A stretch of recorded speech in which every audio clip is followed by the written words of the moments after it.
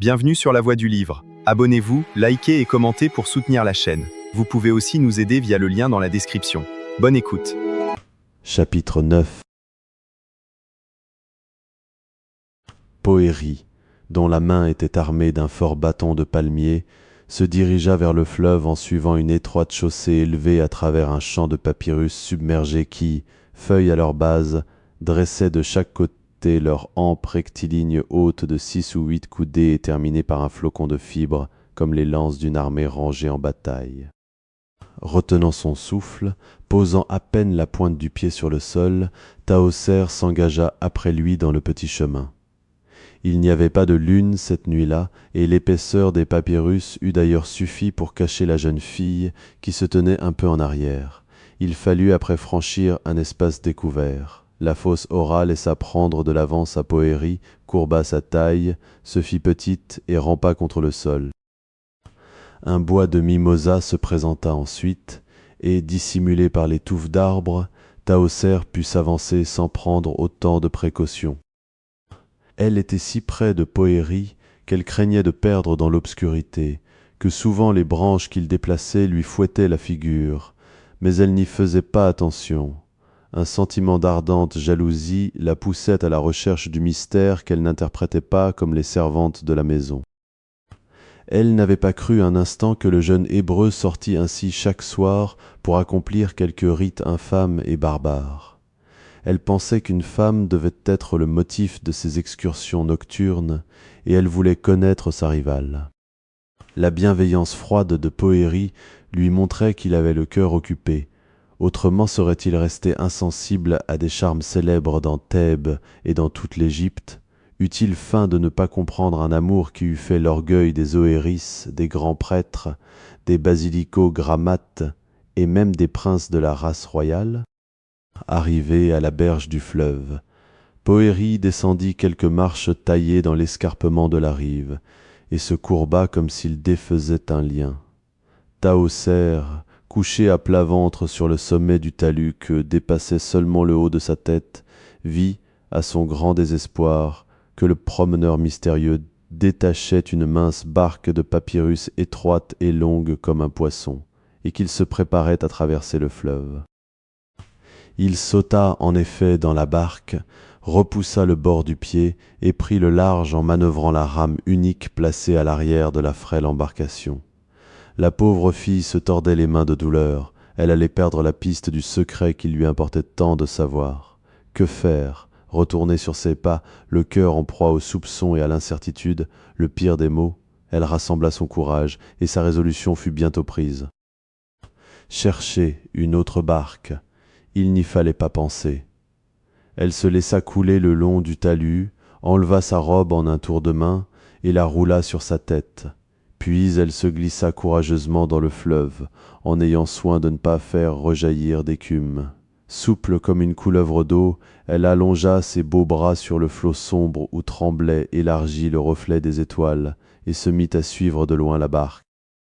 Elle nageait admirablement, car chaque jour elle s'exerçait avec ses femmes dans la vaste piscine de son palais, et nul n'était plus habile à couper l'onde que Tahoser. Le courant, endormi en cet endroit, ne lui opposait pas beaucoup de résistance, mais au milieu du fleuve, pour ne pas être emporté à la dérive, il lui fallut donner de vigoureux coups de pied à l'eau bouillonnante et multiplier ses brassées. Sa respiration devenait courte, haletante, et elle la retenait de peur que le jeune Hébreu ne l'entendît.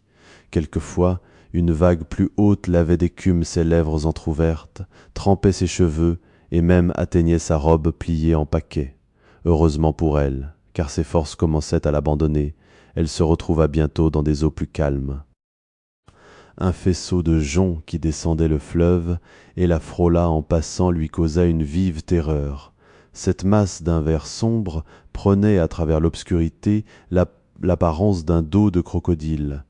Tahoser avait cru sentir la peau rugueuse du monstre, mais elle se remit de sa frayeur et se dit en continuant à nager: « Qu'importe que les crocodiles me mangent, si Poëri ne m'aime pas !» Le danger était réel, surtout la nuit. Pendant le jour, le mouvement perpétuel des barques, le travail des quais, le tumulte de la ville éloignent les crocodiles, qui vont, sur des rives moins fréquentées par l'homme, se vautrer dans la vase et se réjouir au soleil, mais l'ombre leur rend toute leur audace. Tahoser n'y avait pas pensé, la passion ne calcule pas. L'idée de ce péril lui fût-elle venue? Elle l'aurait bravé, elle si timide pourtant, et qu'effrayait un papillon obstiné qui voltigeait autour d'elle, la prenant pour une fleur. Tout à coup la barque s'arrêta, quoique la rive fût encore à quelque distance. Poëri, suspendant son travail de pagaie, parut promener ses regards autour de lui avec inquiétude. Il avait aperçu la tache blanchâtre produite sur l'eau par la robe roulée de Tahoser. Se croyant découverte, l'intrépide nageuse plongea bravement, résolue à ne remonter à la surface, dût-elle étouffer, que lorsque les soupçons de Poëri seraient dissipés. « J'aurais cru que quelqu'un me suivait à la nage, » se dit Poëri en se remettant à ramer. « Mais qui se risquerait dans le Nil à cette heure? J'étais fou. » J'ai pris pour une tête humaine coiffée d'un linge une touffe de lotus blanc, peut-être même un simple flocon d'écume, car je ne vois plus rien. Lorsque Tahoser, dont les veines sifflaient dans les tempes et qui commençait à voir passer des lueurs rouges dans l'eau sombre du fleuve, revint en toute hâte dilater ses poumons par une longue gorgée d'air, la barque de Papyrus avait repris son allure confiante, et Poëri manœuvrait l'aviron avec le flegme imperturbable des personnes allégoriques qui conduisent la Bari de Maheude sur les bas-reliefs et les peintures des temples. La rive n'était plus qu'à quelques brassées. L'ombre prodigieuse des pylônes et des murs énormes du palais du Nord, qui ébauchaient ces entassements opaques, surmontés par les pyramidions de 6 obélisques, à travers le bleu violâtre de la nuit, s'étalait immense et formidable sur le fleuve, et protégeait Tahoser, qui pouvait nager sans crainte d'être aperçue. Poëri aborda un peu au-dessous du palais en descendant le Nil, et il attacha sa barque à un pieu, de façon à la retrouver pour le retour, puis il prit son bâton de palmier et monta la rampe du quai d'un pas alerte. La pauvre Tahoser, presque à bout de force, suspendit ses mains crispées à la première marche de l'escalier et sortit avec peine du fleuve ses membres ruisselants que le contact de l'air alourdit en leur faisant sentir subitement la fatigue. Mais le plus difficile de sa tâche était accompli. Elle gravit les marches, une main sur son cœur qui battait violemment, l'autre sur sa tête pour maintenir sa robe roulée et trempée. Après avoir vu la direction que prenait Poëri, elle s'assit au haut de la rampe, déplia sa tunique et la revêtit. Le contact de l'étoffe mouillée lui causa un léger frisson. La nuit pourtant était douce, et la brise du sud soufflait tiède, mais la courbature l'enfiévrait, et ses petites dents se heurtèrent. Elle fit un appel à son énergie, et, rasant les murailles en talus des gigantesques édifices, elle parvint à ne pas perdre de vue le jeune Hébreu, qui tourna l'angle de l'immense enceinte de briques du palais, et s'enfonça à travers les rues de Thèbes. Au bout d'un quart d'heure de marche, les palais, les temples, les riches maisons disparurent pour faire place à des habitations plus humbles.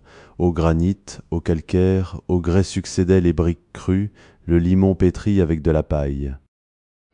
Les formes architecturales s'effaçaient, des cahutes s'arrondissaient comme des ampoules ou des verrues sur des terrains déserts, à travers de vagues cultures empruntant à la nuit des configurations monstrueuses, des pièces de bois, des briques moulées rangées en tas encombraient le chemin. Du silence se dégageaient des bruits étranges, inquiétants. Une chouette coupait l'air de son aile muette. Des chiens maigres, levant leurs longs museaux pointus, suivaient d'un aboiement plaintif le vol inégal d'une chauve-souris. Des scarabées et des reptiles peureux se sauvaient en faisant bruire l'herbe sèche. Est-ce que Harphré aurait dit vrai? Pensait Tahoser, impressionné par l'aspect sinistre du lieu. Poëri viendrait-il là sacrifier un enfant à ces dieux barbares qui aiment le sang et la souffrance? Jamais endroit ne fut plus propice à des rites cruels. Cependant, profitant des angles d'ombre, des bouts de murs, des touffes de végétation, des inégalités de terrain, elle se maintenait toujours à une distance égale de Poëri. quand je devrais assister, témoin invisible, à quelque scène effroyable comme un cauchemar, entendre les cris de la victime, voir le sacrificateur les mains rouges de sang retirer du petit corps le cœur fumant, j'irai jusqu'au bout, se dit Tahoser en regardant le jeune Hébreu pénétrer dans une hutte de terre dont les crevasses laissaient filtrer quelques rayons de lumière jaune. Quand Poëri fut entrée, la fille de Pétamounoph s'approcha sans qu'un caillou eût crié sous son pas de fantôme, sans qu'un chien eût signalé sa présence en donnant de la voix. Elle fit le tour de la cahute, comprimant son cœur, retenant son haleine, et découvrit, en la voyant luire sur le fond sombre de la muraille d'argile, une fente assez large pour laisser pénétrer le regard à l'intérieur. Une petite lampe éclairait la chambre, moins pauvre qu'on eût pu le penser d'après l'apparence du taudis. Les parois lissées avaient un poli de stuc. Sur des socles de bois peints de couleurs variées étaient posés des vases d'or et d'argent. Des bijoux scintillaient dans des coffres entr'ouverts. Des plats de métal brillant rayonnaient sur le mur, et un bouquet de fleurs rares s'épanouissait dans un pot de terre émaillé au milieu d'une petite table. Mais ce n'étaient pas ces détails d'ameublement qui intéressaient Tahoser, quoique le contraste de ce luxe caché avec la misère extérieure de l'habitation lui eût d'abord causé quelque surprise. Son attention était invinciblement attirée par un autre objet. Sur une estrade tapissée de nattes se tenait une femme de race inconnue et merveilleusement belle. Elle était blanche plus qu'aucune des filles d'Égypte, blanche comme le lait, comme le lys, blanche comme les brebis qui montent du lavoir. Ses sourcils s'étendaient comme des arcs d'ébène, et leurs pointes se rencontraient à la racine d'un nez mince, aquilin, aux narines colorées de tons roses comme le dedans des coquillages. Ses yeux ressemblaient à des yeux de tourterelle, vifs et langoureux à la fois. Ses lèvres étaient deux bandelettes de pourpre, et en se dénouant montraient des éclairs de perles. Ses cheveux se suspendaient de chaque côté de ses joues de grenade, en touffes noires et lustrées comme deux grappes de raisin mûr. Des pendeloques frissonnaient à ses oreilles, et des colliers d'or à plaquettes incrustées d'argent scintillaient autour de son col rond et poli, comme une colonne d'albâtre. Son vêtement était singulier. Il consistait en une large tunique brodée de zébrures et de dessins symétriques de diverses couleurs, descendant des épaules jusqu'à mi-jambe et laissant les bras libres et nus. Le jeune Hébreu s'assit près d'elle, sur la natte, et lui tint des discours dont Tahoser ne pouvait comprendre la lettre, mais dont elle devinait trop bien le sens pour son malheur. Car Poëri et Raël s'exprimaient dans la langue de la patrie, si douce à l'exilé et au captif. L'espérance est dure à mourir au cœur amoureux. Peut-être est-ce sa sœur, se dit Tahoser, et vient-il la voir secrètement, ne voulant pas qu'on sache qu'il appartient à cette race réduite en servitude. Puis elle appliquait son visage à la crevasse, écoutant avec une douloureuse intensité d'attention ces mots harmonieux et cadencés, dont chaque syllabe contenait un secret qu'elle eût donné sa vie pour savoir, et qui bruissaient vagues, fugitifs, dénués de signification à ses oreilles, comme le vent dans les feuilles et l'eau contre la rive. « Elle est bien belle, pour une sœur, » murmurait-elle, en dévorant d'un œil jaloux cette figure étrange et charmante, au teint pâle, aux lèvres rouges que rehaussaient des parures de formes exotiques et dont la beauté avait quelque chose de mystérieusement fatal. « Ô Raël, ma bien-aimée Raël, disait souvent Poëri. » Tahoser se souvint de lui avoir entendu murmurer ce mot pendant qu'elle éventait et berçait son sommeil. Il y pensait même en rêve. Raël, c'est son nom sans doute. Et la pauvre enfant sentit à la poitrine une souffrance aiguë, comme si tous les uræus des entablements, toutes les vipères royales des couronnes pharaoniques lui eussent planté leurs crochets venimeux au cœur. Raël inclina sa tête sur l'épaule de Poëri, comme une fleur trop chargée de parfums et d'amour. Les lèvres du jeune homme effleuraient les cheveux de la belle juive qui se renversait lentement, offrant son front moite et ses yeux demi-fermés à cette caresse suppliante et timide. Leurs mains qui se cherchaient s'étaient unies et se pressaient nerveusement. Oh, que ne l'ai-je surpris à quelque cérémonie impie et monstrueuse, égorgeant de ses mains une victime humaine, buvant le sang dans une coupe de terre noire, s'en frottant la face.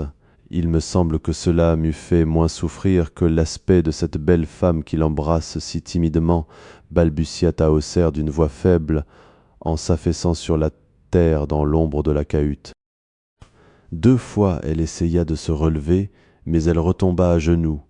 Un nuage couvrit ses yeux, ses membres fléchirent, elle roula évanouie. Cependant, Poëri sortait de la cabane et donnait à Raël un dernier baiser.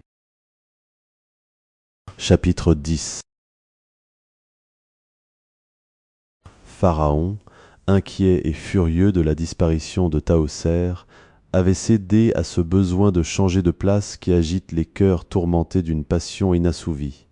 Au grand chagrin d'Amancé, de Hont-Reché et de Twéa, ses favorites, qui s'étaient efforcées de le retenir au pavillon d'été par toutes les ressources de la coquetterie féminine, il habitait le palais du Nord, sur l'autre rive du Nil.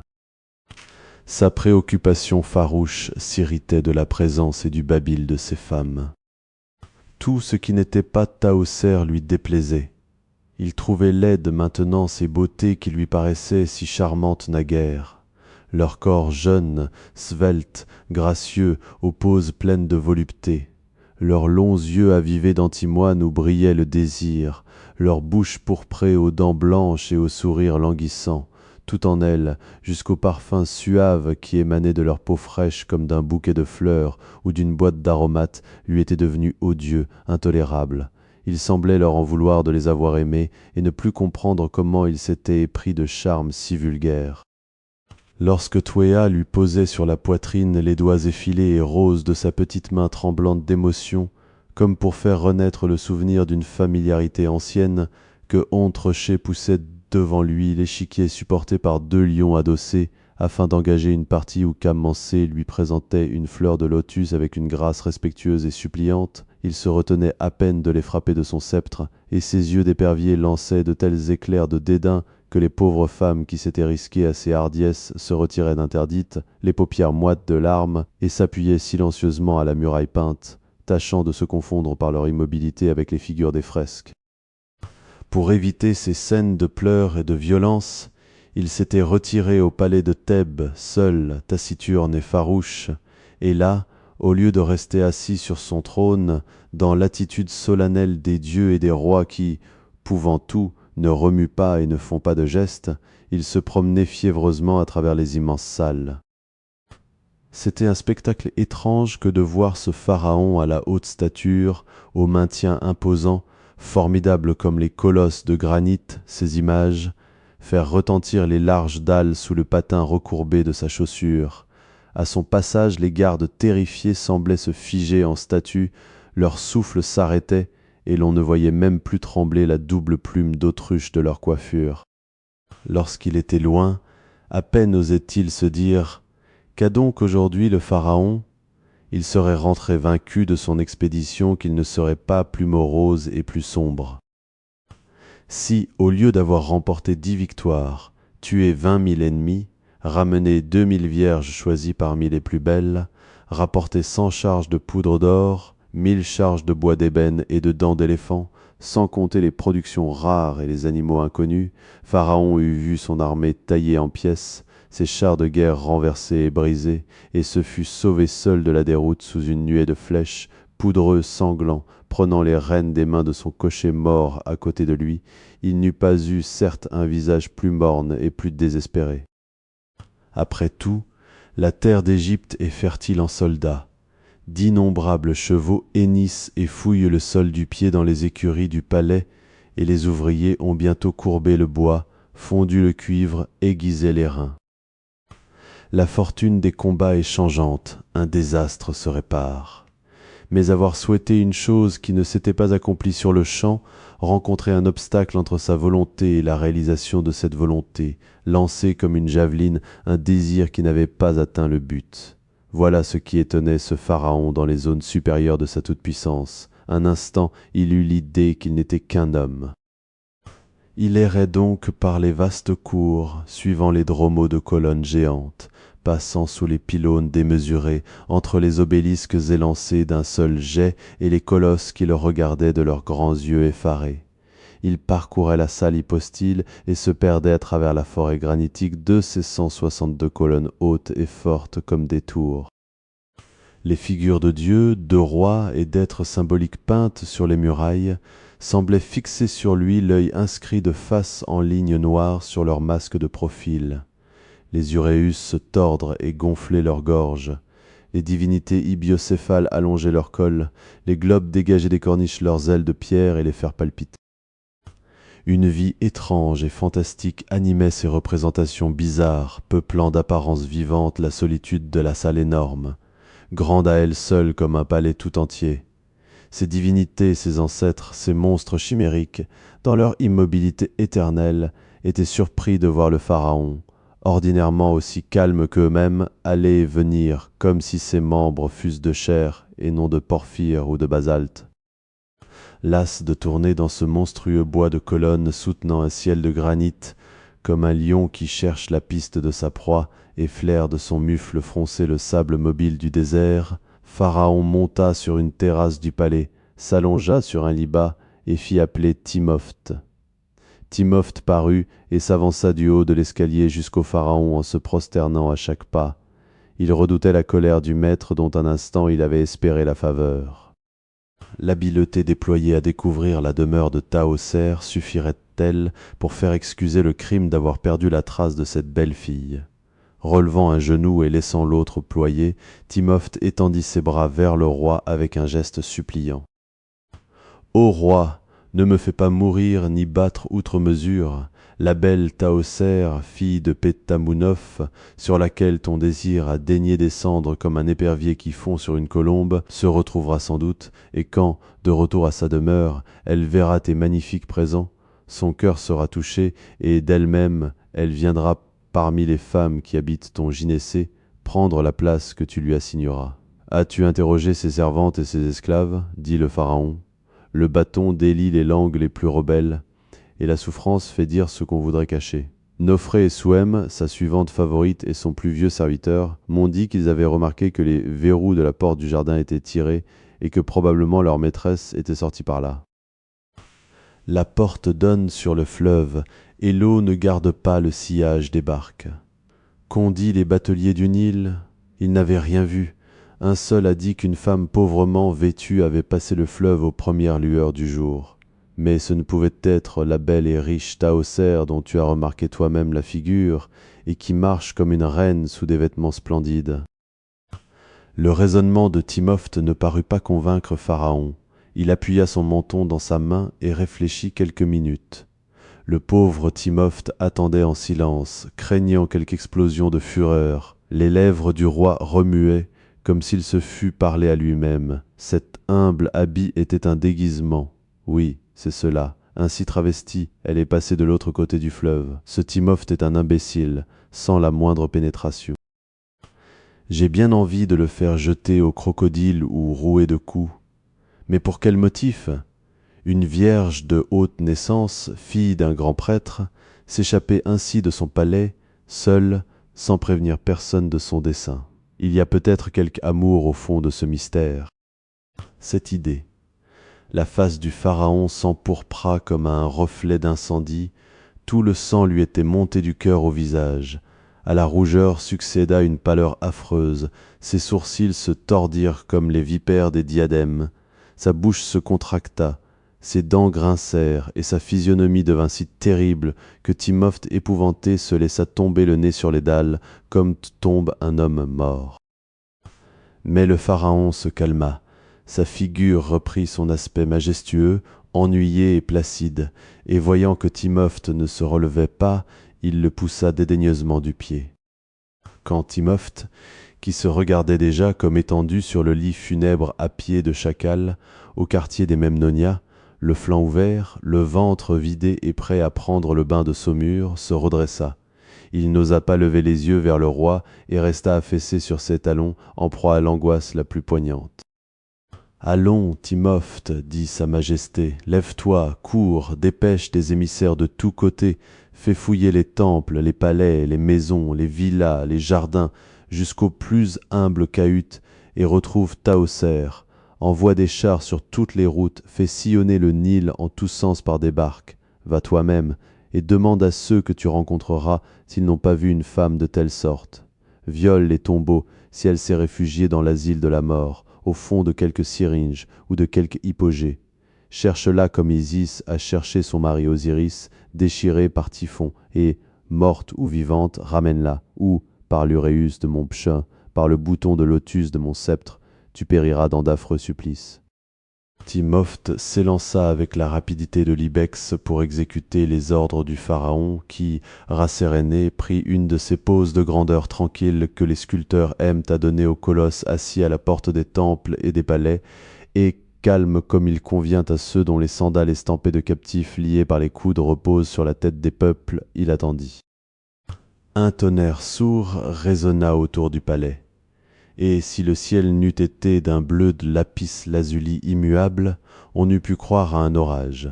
C'étaient les bruits des chars lancés au galop dans toutes les directions et dont les roues tourbillonnantes retentissaient sur le sol. Bientôt le pharaon put apercevoir du haut de cette terrasse les barques coupant l'eau du fleuve sous l'effort des rameurs, et les émissaires se répandre sur l'autre rive à travers la campagne.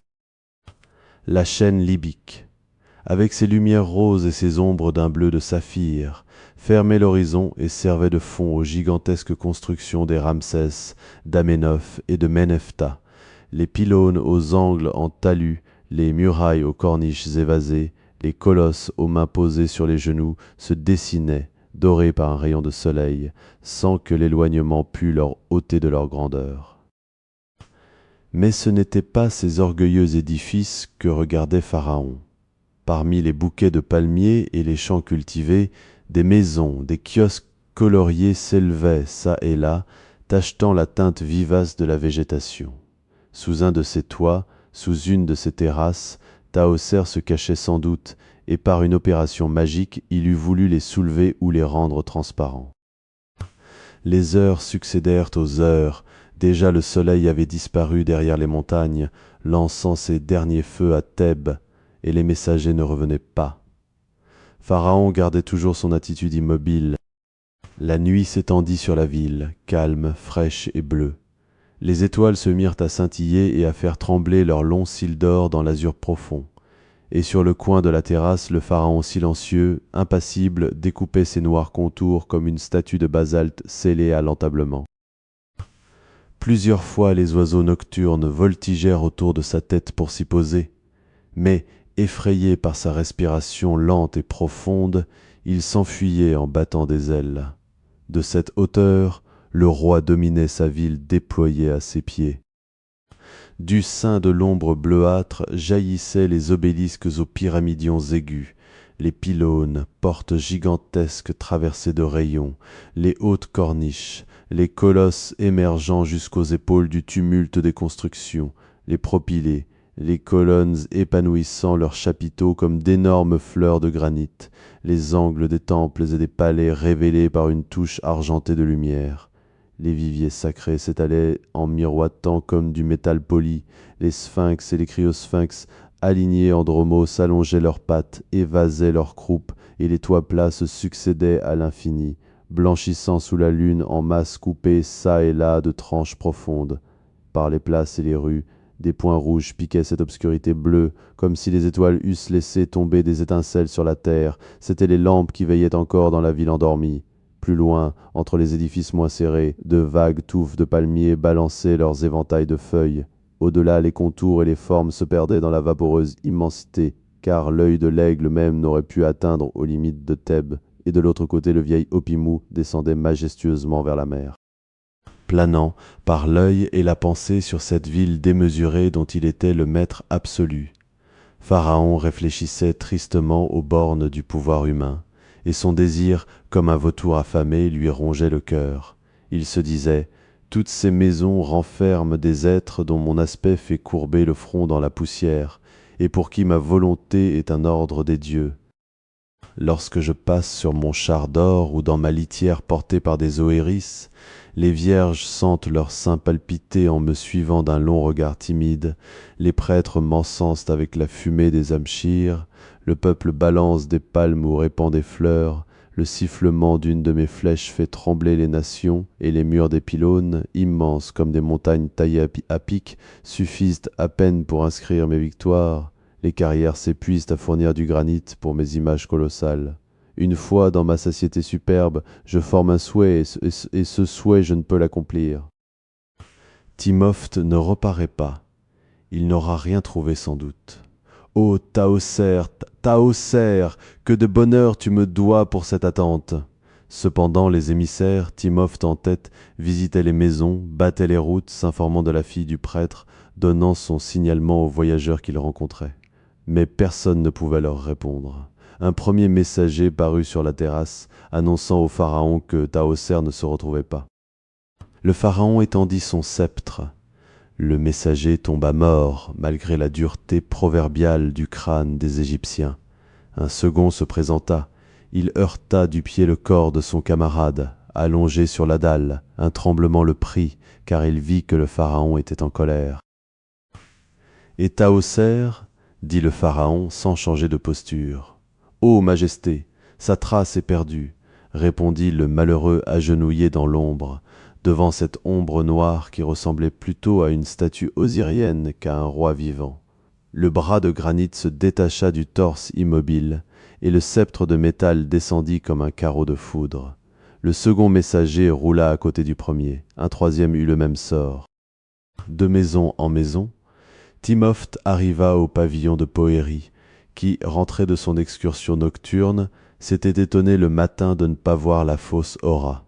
Arfrée et les servantes qui la veille avaient soupé avec elle ne savaient pas ce qu'elle pouvait être devenue. Sa chambre visitée était vide. On l'avait cherchée vainement dans les jardins, les celliers, les greniers et les lavoirs.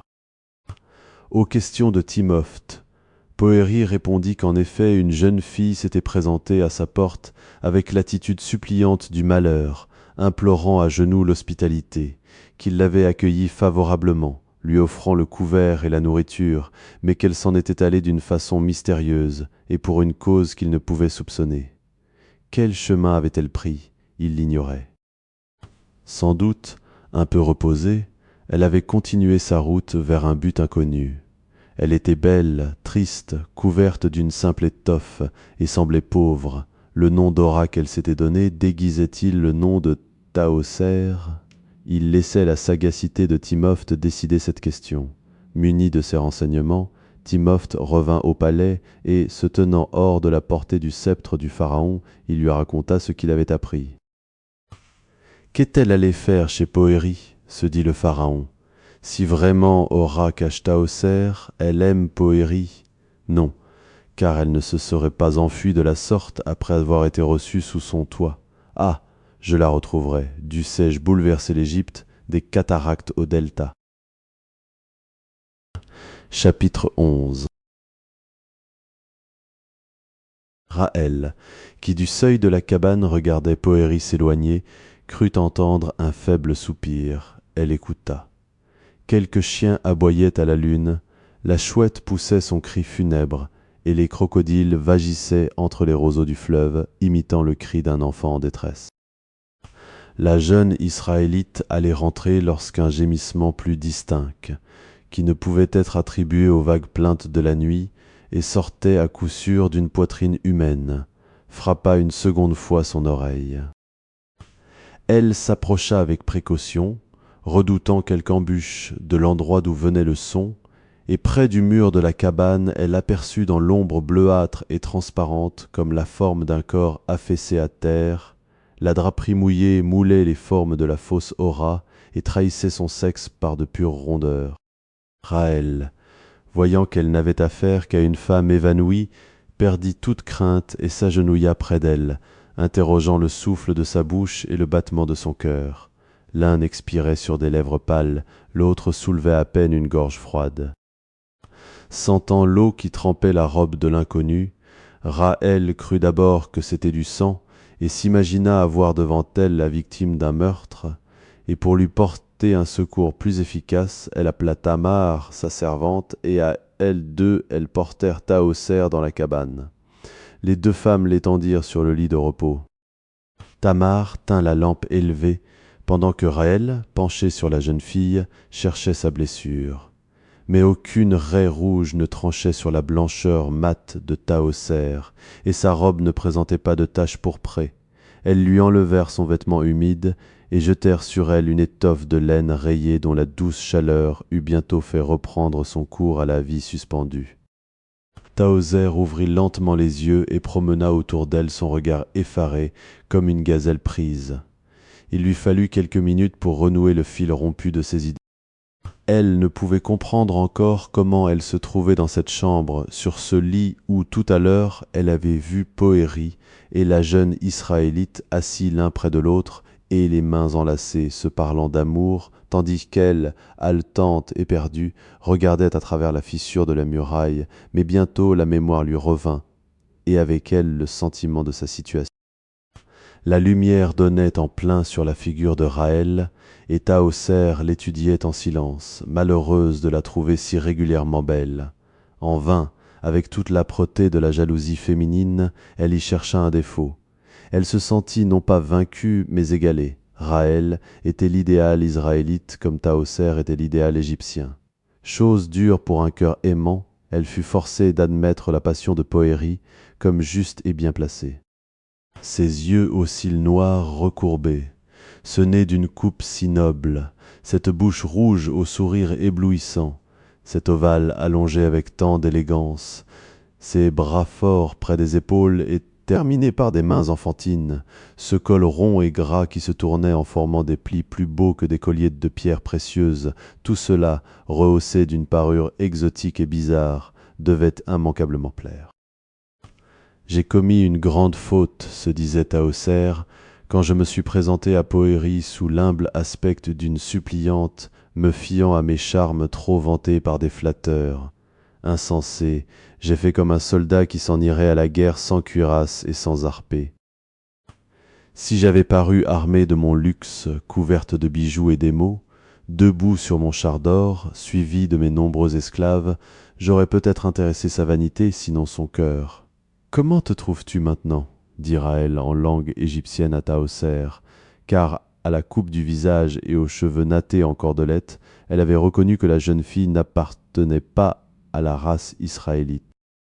Le son de cette voix était compatissant et doux, et l'accent étranger lui donnait une grâce de plus.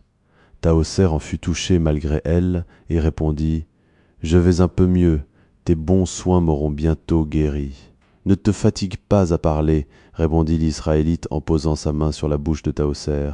« Tâche de dormir pour reprendre des forces. Tamar et moi nous veillerons sur ton sommeil. » Les émotions, la traversée du Nil, la longue course à travers les quartiers perdus de Thèbes avaient épuisé la fille de Pétamounoph. Son corps délicat était brisé, et bientôt ses longs cils s'abaissèrent, formant un demi-cercle noir sur ses joues que coloraient les rougeurs de la fièvre. Le sommeil vint, mais agité, inquiet, traversé de songes bizarres, hanté d'hallucinations menaçantes. Des soubresauts nerveux faisaient tressaillir la dormeuse, et des paroles sans suite, répliquant au dialogue intérieur du rêve, balbutiaient sur ses lèvres entr'ouvertes. Assise au chevet du lit, Raël suivait les mouvements de physionomie de Tahoser, s'inquiétant lorsqu'elle voyait les traits de la jeune malade se contracter et prendre une expression douloureuse, se rassérénant quand le calme lui revenait. Tamar, accroupie en face de sa maîtresse, observait aussi la fille du prêtre, mais sa figure exprimait moins de bienveillance. Des instincts vulgaires se lisaient dans les rides de son front bas, pressé par la large bandelette de la coiffure israélite. Ses yeux, éclatants encore malgré l'âge, pétillaient de curiosité interrogative dans leurs orbites de rides brunes. Son nez osseux, luisant et recourbé comme le bec d'un gypaète, semblait subodorer des secrets, et ses lèvres remuées silencieusement avaient l'air de préparer des questions. Cette inconnue ramassée à la porte de la cabane l'intriguait vivement. D'où venait-elle ? Comment se trouvait-elle là ? Dans quel but ? Qui pouvait-elle être ? Telles étaient les demandes que se posait Tamar et auxquelles, à son grand regret, elle n'imaginait pas de réponse satisfaisante. Il faut dire aussi que Tamar, comme toutes les vieilles femmes, avait une prévention contre la beauté, et sous ce rapport, Tahoser lui déplaisait. La fidèle servante pardonnait à sa maîtresse seulement d'être jolie, et cette beauté, elle la considérait comme sienne. Elle en était fière et jalouse, voyant que Raël gardait le silence. La vieille se leva, vint s'asseoir près d'elle, et faisant clignoter ses yeux, dont la paupière bistrée s'abaissait et s'élevait comme une aile de chauve-souris, elle lui dit à voix basse et en langue hébraïque, « Maîtresse, je n'augure rien de bon de cette femme. » « Et pourquoi Tamar ?» répondit Raël sur le même ton et dans le même idiome. « Il est singulier, reprit la défiante Tamar, qu'elle se soit évanouie là et non ailleurs. Elle s'est affaissée à l'endroit où le mal l'a prise. » La vieille hocha la tête d'un air de doute. « Croirais-tu, dit la bien-aimée de Poëri, que son évanouissement n'était pas réel ?» Le paraschiste eût pu lui inciser le flanc de sa pierre tranchante, tellement elle ressemblait à un cadavre. Ce regard éteint, ces lèvres pâles, ces joues décolorées, ces membres inertes, cette peau froide comme celle d'une morte, tout cela ne se contrefait pas. Non sans doute, reprit Tamar, quoiqu'il y ait des femmes assez habiles pour feindre tous ces symptômes dans un intérêt quelconque, de manière à tromper les plus clairvoyants. Je pense que cette jeune fille avait en effet perdu connaissance. Alors, sur quoi portent tes soupçons ? Comment se trouvait-elle là, au milieu de la nuit, dans ce quartier lointain, habité seulement par les pauvres captifs de notre tribu, que le méchant Pharaon emploie à faire des briques, sans vouloir leur donner la paille pour cuire l'argile moulée ? Quel motif amenait cette Égyptienne autour de nos misérables cabanes ? Pourquoi son vêtement était-il trempé comme si elle sortait d'une piscine ou d'un fleuve ? Je l'ignore comme toi, répondit Raël. Si c'était une espionne de nos maîtres, dit la vieille, dont les yeux fauves s'allumèrent d'un éclair de haine. De grandes choses se préparent. Qui sait si l'éveil n'a pas été donné ? Comment cette jeune fille malade pourrait-elle nous nuire ? Elle est entre nos mains, faible, isolée et gisante. Nous pouvons d'ailleurs, à la moindre apparence suspecte, la retenir prisonnière jusqu'au jour de la délivrance. En tout cas, il faut s'en défier. Regarde comme ses mains sont délicates et douces. Et la vieille Tamar souleva un des bras de Tahoser endormi. En quoi la finesse de sa peau peut-elle nous mettre en danger ? Ô jeunesse imprudente, dit Tamar, ô jeunesse folle qui ne sait rien voir et qui marche dans la vie pleine de confiance, sans croire aux embûches, à la ronce cachée sous l'herbe, au charbon couvert de cendres et qui caresserait volontiers la vipère, prétendant que ce n'est qu'une couleuvre. Comprends donc, Raël, et dessille tes yeux. Cette femme n'appartient pas à la classe dont elle semble faire partie. Son pouce ne s'est pas aplati sur le fil du fuseau, et cette petite main, adoucie par les pâtes et les aromates, n'a jamais travaillé. Cette misère est un déguisement. Les paroles de Tamar parurent faire impression sur Raël. Elle examina Tahoser avec plus d'attention. La lampe versait sur elle ses rayons tremblotants, et les formes pures de la fille du prêtre se dessinaient à la jaune clarté dans l'abandon du sommeil. Le bras que Tamar avait soulevé reposait encore sur le manteau de laine rayée, rendu plus blanc par le contraste de l'étoffe sombre. Au poignet s'arrondissait le bracelet en bois de santal, parure grossière de la coquetterie pauvre, mais si l'ornement était rude et mal ciselé, la chair en effet semblait avoir été pétrie dans le bain parfumé de la richesse. Raël vit alors combien Tahoser était belle, mais cette découverte ne fit naître aucun mauvais sentiment dans son cœur. Cette beauté l'attendrit au lieu de l'irriter comme Tamar. Elle ne put croire que cette perfection cachât une âme abjecte et perfide, et en cela sa jeune candeur jugeait mieux que l'antique expérience de sa suivante. Le jour parut enfin, et la fièvre de Tahoser s'accrut. Elle eut quelques instants de délire suivis de longues somnolences. « Si elle allait mourir ici, disait Tamar, on nous accuserait de l'avoir tuée. Elle ne mourra pas, répondit Raël, en approchant des lèvres de la jeune malade que la soif brûlait une coupe d'eau pure. J'irai de nuit jeter le corps au Nil, continuait l'obstiné Tamar, et les crocodiles se chargeraient de le faire disparaître. La journée se passa. La nuit vint, et, à l'heure accoutumée, Poëri, ayant fait le signal convenu, parut comme la veille sur le seuil de la cabane. Raël vint au-devant de lui, le doigt sur la bouche, lui faisant signe de garder le silence et de baisser la voix, car Tahoser dormait. Poëri, que Ra'hel prit par la main pour le conduire au lit où reposait Tahoser, reconnut aussitôt la fausse Hora, dont la disparition le préoccupait surtout depuis la visite de Timopht, qui la cherchait au nom de son maître. Un vif étonnement se peignit sur ses traits lorsqu'il se releva, après s'être penché sur le lit pour bien s'assurer que là gisait réellement la jeune fille qu'il avait accueillie, car il ne pouvait concevoir comment elle se trouvait en cet endroit. Cette surprise alla au cœur de Ra'hel. Elle se plaça devant Poëri pour lire de plus près la vérité dans ses yeux, lui mit les mains sur les épaules et, le pénétrant du regard, lui dit d'une voix sèche et brève, contrastant avec sa parole douce d'ordinaire comme un roucoulement de tourterelle. « Tu la connais donc ?» La figure de Tamar s'était contractée en une grimace de satisfaction. Elle était fière de sa perspicacité et presque contente de voir ses soupçons à l'endroit de l'étrangère en partie réalisés. « Oui, » répondit simplement Poëri. Les yeux de charbon de la servante pétillèrent de curiosité maligne. La figure de Ra'hel reprit son expression de sécurité. Elle ne doutait plus de son amant. Poëri lui raconta qu'une jeune fille, se donnant le nom d'Hora, s'était présentée chez lui en suppliante, qu'il l'avait accueillie comme on doit le faire de tout hôte, que le lendemain, elle manquait parmi les servantes et qu'il ne pouvait s'expliquer comment elle se retrouvait là. Il ajouta aussi que des émissaires de Pharaon cherchaient partout Tahoser, la fille du grand prêtre Pétamounoph, disparue de son palais. « Tu vois bien que j'avais raison, maîtresse, » dit Tamar d'un ton de triomphe. « Hora et Tahoser sont la même personne. »« Cela est possible, » répondit Poëri. « Mais il y a ici plusieurs mystères que ma raison ne s'explique pas. D'abord, pourquoi Tahoser, si c'est elle, aurait-elle pris ce déguisement? Et ensuite, par quel prodige rencontrai-je ici cette jeune fille que j'ai laissée hier soir de l'autre côté du Nil et qui, certes, ne pouvait savoir où j'allais? Elle t'a suivi sans doute, dit Ra'hel.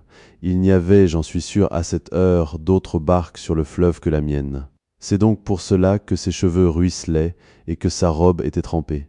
Elle aura traversé le Nil à la nage. En effet, il m'a semblé un instant entrevoir dans l'obscurité une tête humaine au-dessus de l'eau. C'était elle, la pauvre enfant, dit Ra'hel. Son évanouissement et sa fatigue le prouvent, car, après ton départ, je l'ai relevée étendue, sans connaissance, en dehors de cette cabane. Les choses doivent en effet s'être passées de la sorte, dit le jeune homme. Je vois bien les actions, mais je n'en comprends pas les motifs. Je vais te les expliquer, dit en souriant Ra'hel. Quoique je ne sois qu'une pauvre ignorante et qu'on te compare pour la science à ces prêtres d'Égypte qui étudient nuit et jour au fond de sanctuaires chamarrés d'hiéroglyphes mystérieux dont eux seuls pénètrent les sens profonds, mais quelquefois les hommes, si occupés de l'astronomie, de la musique et des nombres, ne devinent pas ce qui se passe dans le cœur des jeunes filles. Ils voient au ciel une étoile lointaine et ne remarquent pas un amour tout près d'eux. Hora, ou plutôt Tahoser, car c'est elle, a pris ce déguisement pour s'introduire dans ta maison, pour vivre près de toi. Jalouse, elle s'est glissée dans l'ombre derrière tes pas. Au risque d'être dévorée par les crocodiles du fleuve, elle a traversé le Nil. Arrivée ici, elle nous a épiés par quelque fente de la muraille et n'a pu supporter le spectacle de notre bonheur. Elle t'aime parce que tu es très beau, très fort et très doux. Mais cela m'est bien égal, puisque tu ne l'aimes pas. As-tu compris maintenant? Une légère rougeur monta aux joues de Poëri. Il craignait que Ra'hel ne fût irritée et ne parlât ainsi pour lui tendre un piège. Mais le regard de Ra'hel, lumineux et pur, ne trahissait aucune arrière-pensée. Elle n'en voulait pas à Tahoser d'aimer celui qu'elle aimait elle-même. À travers les fantômes de ses rêves, Tahoser aperçut Poëri debout auprès d'elle. Une joie extatique se peignit sur sa figure et, se soulevant à demi, elle saisit la main pendante du jeune homme pour la porter à ses lèvres. « Ses lèvres brûlent, » dit Poëri en retirant sa main. « D'amour autant que de fièvre, fit Ra'hel, mais elle est vraiment malade. Si Tamar allait chercher Mosché, il est plus savant que les sages et les devins de Pharaon, dont il imite tous les prodiges. Il connaît la vertu des plantes et sait en composer des breuvages qui ressusciteraient les morts. Il guérira Tahoser, car je ne suis pas assez cruel pour vouloir qu'elle perde la vie. » Tamar partit en rechignant, et bientôt elle revint suivie d'un vieillard de haute stature, dont l'aspect majestueux commandait le respect. Une immense barbe blanche descendait à flots sur sa poitrine, et de chaque côté de son front 2 protubérances énormes accrochaient et retenaient la lumière. On eût dit 2 cornes ou 2 rayons. Sous ses épais sourcils, ses yeux brillaient comme des flammes. Il avait l'air, malgré ses habits simples, d'un prophète ou d'un dieu. Mis au fait par Poëri, il s'assit près de la couche de Tahoser et dit en étendant les mains sur elle, « Au nom de celui qui peut tout et près de qui les autres dieux ne sont que des idoles et des démons, quoique tu n'appartiennes pas à la race élue du Seigneur, jeune fille, sois guérie. »